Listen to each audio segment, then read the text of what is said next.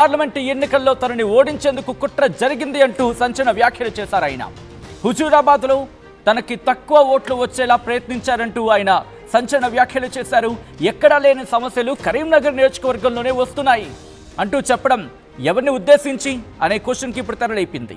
Party కోసం పనిచేసిన వాళ్లకు నిధులు ఇస్తున్నాం, కొందరు గిరిగీసుకొని వర్గాలను ప్రోత్సహిస్తున్నారంటూ కూడా ఇటు సంచలన వ్యాఖ్యలు కీలక వ్యాఖ్యలు చేశారు. బీజేపీలో వర్గాలుండవు, వర్గాలను ప్రోత్సహిస్తే సహించము అంటూ నేతలకు వార్నింగ్ ఇచ్చారు ఆయన. ఇటు బీజేపీలో ఇప్పుడు అంతర్గత కుమ్ములాటలో కలహాలు బయటకు వస్తున్నాయి అనుకోవాలా? బహుశా ఈ మాట కాస్త హర్టింగ్ అనిపించవచ్చు నేతలకి. బట్ జరుగుతున్న పరిణామాలు చూస్తూ ఉంటే కనుక అటువంటి క్వశ్చన్స్ రైజ్ అవుతున్నాయి. ఇటు కేంద్ర హోంశాఖ సహాయ మంత్రి బండి సంజయ్ చేసిన వ్యాఖ్యలు ఈ వార్తలకు మరింత బలాన్ని చేకూరుస్తున్నాయి. పార్లమెంటు ఎన్నికల్లో తనని ఓడించేందుకు కుట్ర చేశారంటూ ఆయన చెప్పడం ప్రస్తుతం సంచలనంగా మారింది. మరి ముఖ్యంగా పార్లమెంటు ఎన్నికల్లో ప్రత్యర్థి పార్టీలు ఓడించే ప్రయత్నమో లేకపోతే ఆయనను గెలవకుండా చేసే ప్రయత్నం చేశాయంటే కనుక రాజకీయంగానో లేకపోతే పొలిటికల్ ఫ్రేమ్లో దాన్ని ఓకే, ఎందుకంటే యుద్ధం కాబట్టి యుద్ధంలో ఏదైనా న్యాయమైన ఒక కోర్టు వినిపిస్తూ ఉంటుంది కాబట్టి ఆ కాంటెక్స్లో అనుకోవచ్చు. బట్ ఆయన అంటున్న మాట ఏంటంటే తమ పార్టీలోనే ఆయన ఓడించేందుకు మరి ముఖ్యంగా కరీంనగర్ అందున హుజూరాబాద్కి సంబంధించి కోట్ చేశారు. ఎవరా నేతలు అనే క్వశ్చన్కి ఇప్పుడు తెరలేపారు ఆయన. హుజూరాబాద్లో తనకు తక్కువ ఓట్లు వచ్చేలా ప్రయత్నించారన్నారు బండి సంజయ్. ఎక్కడా లేని సమస్యలు కరీంనగర్ నియోజకవర్గంలోనే వస్తున్నాయంటూ ఆయన సంచలన వ్యాఖ్యలు చేశారు. పార్టీ కోసం పనిచేసిన వాళ్లకు నిధులు ఇస్తున్నామంటూ చెప్పుకొచ్చారు. కొందరు గిరిగీసుకొని వర్గాలను ప్రోత్సహిస్తున్నారంటూ ఆయన చెప్పుకొచ్చారు. ఇంతకీ ఎవరు ఆ గిరిగీసుకొని వర్గాలను ప్రోత్సహించేవాళ్ళు? ఇంకొక మాట అనడం జరిగింది ఆయన. బీజేపీలో వర్గాలు ఉండవు, వర్గాలను ప్రోత్సహిస్తే ఊరుకునేదే లేదంటూ చెప్తున్నారు ఆయన. ఈ నేపథ్యంలో బీజేపీలో ఎవరిది గిరిగీసుకొని కూర్చున్న నాయకులు కావచ్చు, నేతలు కావచ్చు, లేకపోతే కార్యకర్తలు కావచ్చు, మరీ ముఖ్యంగా బండి సంజయ్ ఎవరిని టార్గెట్ చేశారు, ఎవరిని టార్గెట్గా ఈ వ్యాఖ్యలు చేయడం జరిగింది. మరీ ముఖ్యంగా ఆయన మాట్లాడారు. ఒకసారి ఆయన ఏమన్నారు చూద్దాం, ఆ తర్వాత ఇన్ డీటెయిల్గా మాట్లాడుకుందాం. ఈ వర్గం ఆ వర్గం ఉండదు, ఎవరు అనుకుంటే వాళ్ళ మూర్ఖత్వం. ఒక్కడి జెండా కోసం పనిచేయాలి, పార్టీ కోసం పనిచేయాలి. వ్యక్తి కోసం పనిచేస్తే పార్టీలు ప్రోత్సాహం ఉండే ప్రసక్తి లేదు. నా కోసం పనిచేస్తూ ఉండదు, ప్రసక్తి లేదు. దాన్ని ఎప్పుడు ప్రోత్సహించము, దాన్ని అనుమతించము. దాన్ని హుజూరాబాద్ నియోజకవర్గంలో కరీంనగర్ పార్లమెంట్లో ఆ పద్ధతి పోయింది. ఎక్కడ లేని సమస్య ఇక్కడి నుంచి వస్తున్నది, ఎక్కడ లేని సమస్య ఇక్కడి నుంచి వస్తున్నది. కానీ ఎవరైనా కూడా ఎవరి రాజకీయ భవిష్యత్తు మేము కష్టపడి ఇప్పుడు గట్లంటే బండి సంజయ్కి పార్టీకి హుజూరాబాద్లో తక్కువ ఓట్లు రావాలని కొంతమంది పనిచేసారు. వాళ్ళ టికెట్ ఇవ్వమంటారా? ఇవ్వమంటారా వాళ్ళ టికెట్లు? వీళ్ళంతా కష్టపడి పనిచేశారు. వీళ్ళు ఏ వర్గం? ఈయన ఎవరి ద్వారా జరిగిండు? ఈయనకి ఎదిగిస్తున్న నిధులు, వీళ్ళకి ఎదిగిస్తున్నా వీళ్ళకి ఎదిగిస్తున్న నిధులు అసలు నాకు వర్గాలు తెలియదు. నాకు కార్యకర్తలు తెలుసు తప్ప ఇప్పుడు చేరినప్పుడు నేను అంత యాక్టివ్గా లేను. నేను ఎవరికో నాకేం తెలుస్తుందన్న, నాకు ఎవరు రైట్. అది కేంద్ర హోంశాఖ సహాయ మంత్రి బండి సంజయ్, బీజేపీ కీలక నేత, బీజేపీ ఫైర్ బ్రాండ్గా చెప్పుకునే బండి సంజయ్ బీజేపీలో వర్గాలు ఉండవు, వర్గాలను ప్రోత్సహిస్తే సహించబో అంటూ ఇటు వార్నింగ్ ఇస్తోంది. ఎవరికి? అది ఈటెల రాజేందరా లేకపోతే ఇంకా ఎవరైనా ఉన్నారా? మరి ముఖ్యంగా కరీంనగర్కి సంబంధించి ఎక్కడా లేని సమస్యలు ఇక్కడ వస్తున్నాయంటూ చెప్పడం వెనకాల కారణం ఏంటి? డీటెయిల్గా మాట్లాడుకునే ప్రయత్నం చేద్దాం. అండ్ ఈ డెవలప్మెంట్ని కీన్గా అబ్జర్వ్ చేస్తూ ఎప్పటికప్పుడు అప్డేట్స్ అందిస్తున్నాం. ఆ చంద్రశేఖర్ కరీంనగర్ నుంచి అప్డేట్స్ అందించేందుకు లైవ్లో సిద్ధంగా ఉన్నారు. ఒకసారి నేరుగా చంద్రశేఖర్ దగ్గర వెళ్ళే ప్రయత్నం చేస్తున్నాను. చంద్రశేఖర్, ఇక్కడ బండి సంజయ్ ఈటల టార్గెట్ కానీ ఈ క్వశ్చన్స్ని తెర మీదకి తీసుకొచ్చారా? ఈ అంశాన్ని తెర మీదకి తీసుకొచ్చారా అనుకోవాలా?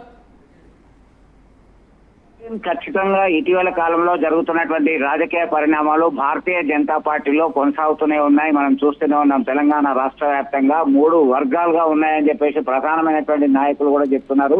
దీనిలో మనకి మరికొద్ది రోజుల్లో స్థానిక సంస్థలు, పర్టిక్యులర్ గా బీజేపీకి సంబంధించి కావచ్చు, ఇతర రాజకీయ పార్టీలు అన్ని కూడా ఒక్కసారి అలర్ట్ అయ్యి స్థానిక సంస్థల్లో ఎంపీటీసీ, జెడ్పీటీసీలకు సంబంధించి నోటిఫికేషన్ వస్తుంది, త్వరలో ఎన్నికలు నిర్వహిస్తామని.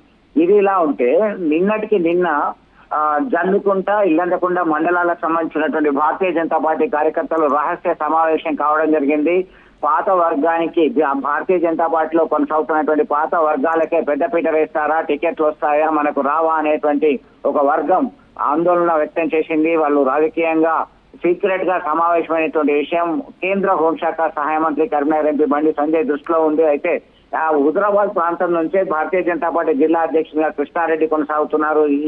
ఈ సందర్భంగా ఆయన ఆసక్తికరమైనటువంటి వ్యాఖ్యలు చేయడం జరిగింది. ముందుగా హుజరాబాద్ ప్రాంతంలో విద్యార్థులకు సైకిళ్ల పంపిణీ కార్యక్రమం చేయడం జరిగింది. అనంతరం ఆయన తనదైన స్థాయిలో మాట్లాడడం జరిగింది. భారతీయ జనతా పార్టీలో వర్గాలంటూ ఏవీ లేవు, కేవలం మోడీ వర్గం మాత్రమే. భారతీయ జనతా పార్టీ కోసం చేసే వాళ్ళకి మాత్రమే ప్రాధాన్యత దక్కుతుంది.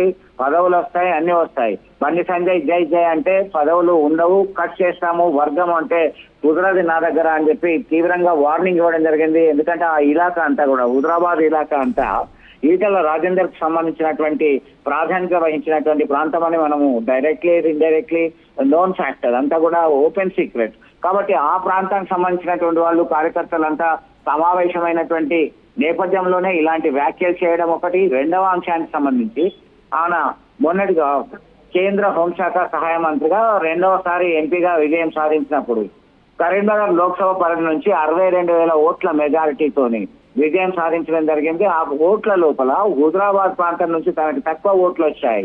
తన ఓటమికి కొంతమంది ప్రయత్నాలు చేశారు. ఈ ప్రాంతంలో ఈ పరిధిలో ఉన్నటువంటి సమస్యలు మరెక్కడ కనబడవు. ఎంత అణచివేస్తే అంత పైకి ఎదుగుతాము అనేటువంటి ధోరణితో అనే కోణంలో ఆయన మాట్లాడడం జరిగింది. దీనికంతా కూడా ఒక్కసారిగా ఇండైరెక్ట్ గా ఆయన అటాక్ చేసినట్టుగానే మనం భావించవచ్చు సచిన్. రైట్. ఇంకొక కొన్ని కీలక వ్యాఖ్యలు ఆయన ప్రస్తావించడం జరుగుతోంది. మరి ముఖ్యంగా ఎక్కడా లేని సమస్యలు కరీంనగర్లోనే వస్తున్నాయంటూ చెప్పుకొచ్చారు. Subject to the correction Huzurabad అంశాలు కూడా ప్రస్తావించారనేది ఇక్కడ తీవ్రమైన చర్చ జరుగుతోంది.